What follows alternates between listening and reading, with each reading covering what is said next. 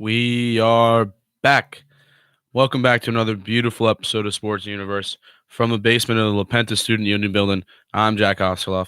Got a lot to look forward to today, a lot to get started, a lot to dive into. It was a crazy week last week after the last time you've seen me.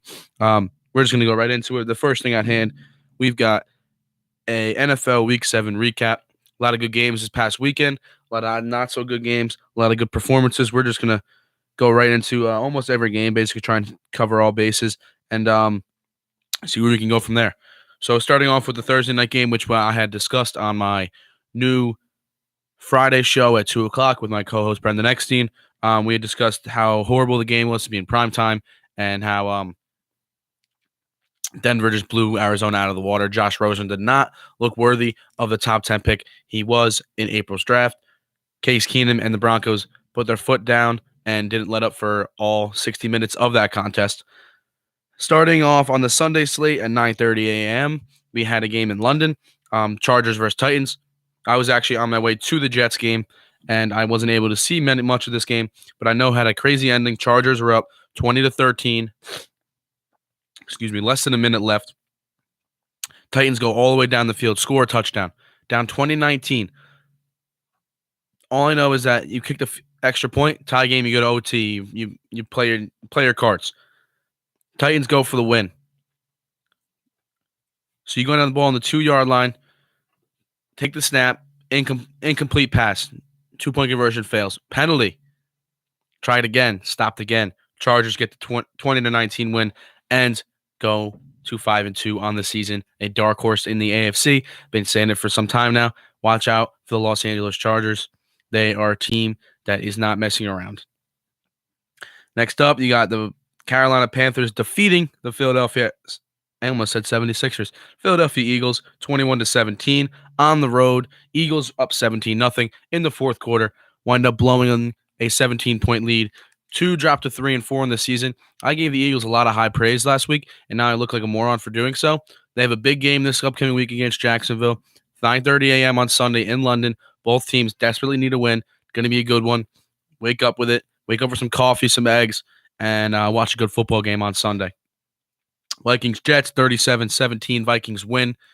The game was a lot closer than the score tells. It was 27-17 with about 7.5 minutes left to go in the contest. Jets had the ball around midfield. Darnold unleashes a bomb down the sideline looking for Robbie Anderson. Xavier Rhodes with the coverage. Looked like a little bit of contact, a little too much contact. No foul, no penalty was thrown. Next play, Andre Roberts too wide with his route, intercepted by Trey Waynes, and that's all she wrote. Vikings went down, scored a 40-yard touchdown run, Latavius Murray, and Jets weren't able to recover from that. Final 37-17 Vikings.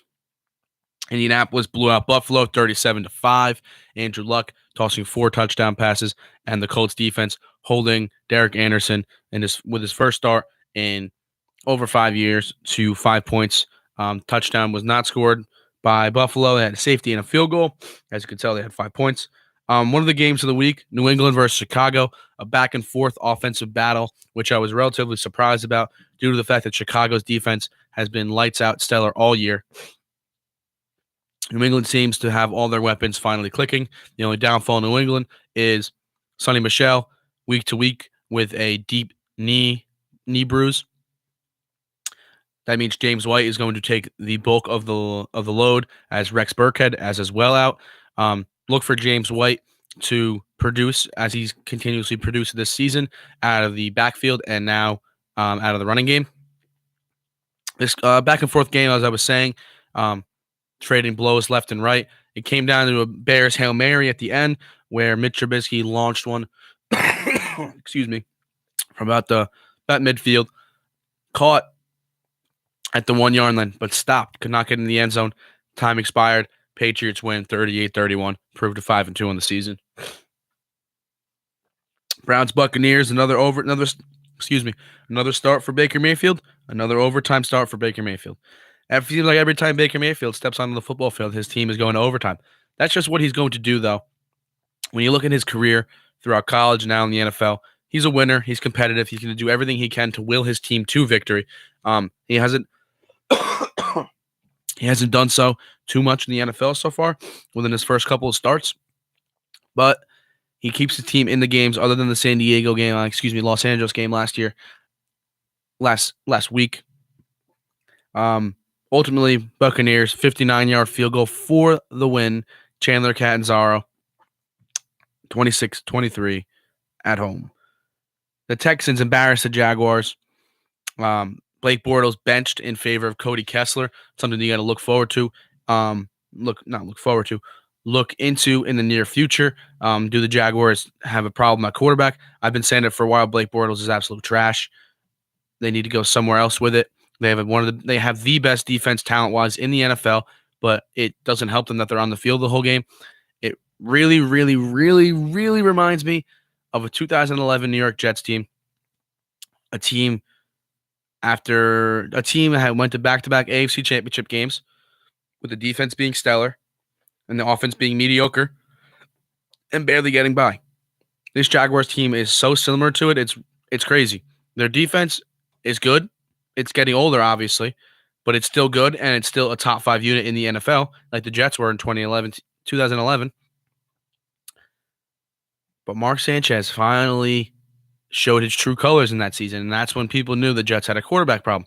Blake Bortles, he's shown those true colors before, but he was still able to win them games, so it wasn't as much of a need. Now you look at it, he's not able to win you those games anymore because your defense is continuously on the field. Not having Leonard Fournette's huge for them too, because they can't really establish a running game. Look for them to try and maybe make some moves towards this deadline within the next week. Maybe, I don't know, the Raiders seem to have you having a fire sale. Maybe they can go ahead and get Derek Carr, which will be tremendous ad for them, which would honestly, in my opinion, put them back in the conversation in the AFC. Or maybe another team that's having a fire sale, the New York Giants. Maybe Eli Manning's available. Maybe they're going to move on and just tank the season. They've already traded Eli Apple, and this morning it came in they traded Damon Snacks Harrison to the Detroit Lions. I don't know. We'll have to wait and see. Nevertheless, Texans 20, Jaguars 7. The Lions defeated the Dolphins 32-21 pretty handily. Dolphins did not look themselves. A lot of injuries. Ryan Tannehill is still out. Albert Wilson went down, and Kenny Stills as well. 32-21, Detroit with the win on the road. Saints-Ravens, 24-23. Saints win on the road. I really like the Saints team. I think it's a team that's going to make a push late in the season. I think they're going to be going deep into the playoffs. This was a wild ending in this game. Justin Tucker, arguably the best kicker in the NFL, lines up after a supposedly going to be game-tying touchdown with less than a minute to go in regulation. Lines up the chip shot extra point, which he was 222 for 222 in his career, and he pushed it left. His reaction after the kick was he was shocked. I was shocked. The stadium was shocked. I'm pretty sure the Saints were shocked as well. It was something that I've never seen from Justin Tucker. I hope it does not continue to happen with Justin Tucker because he's a great guy, good kicker. I don't know. It's something I was relatively stunned to see. Redskins defeated the Cowboys 20-17 in the 425 marquee matchup game of the week by Fox. This was honestly a better game than I thought it was going to be. Redskins jumped out, had the lead majority of the game, went up 20-10 with around 5 minutes to go in the game. Dak Prescott takes the Cowboys down the field, scores a touchdown, the best drive they had all day. Then Redskins get the ball back 3 now. Back to the Cowboys.